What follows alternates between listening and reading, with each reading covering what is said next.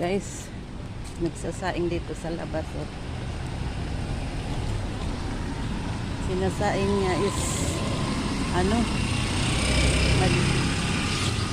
nag-ano siya ng kalabasa.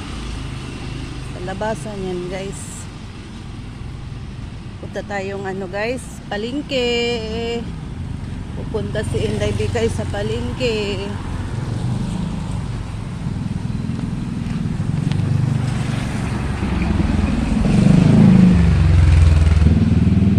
Kamalingki ako, guys, itlog.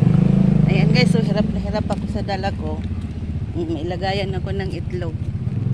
Tapos nakapayong pa, guys, kayo muulan. Nako. Maglalakad lang tayo, guys. Para exercise pa rin, guys.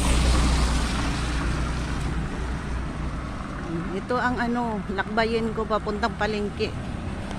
Maglakad si Bikay. Thank you, guys. Mahaba na ang ating vlog. Please paki-subscribe, guys, sa aking vlog, guys.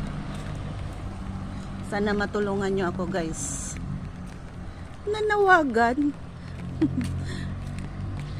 Thank you, guys, for watching. Paki-support.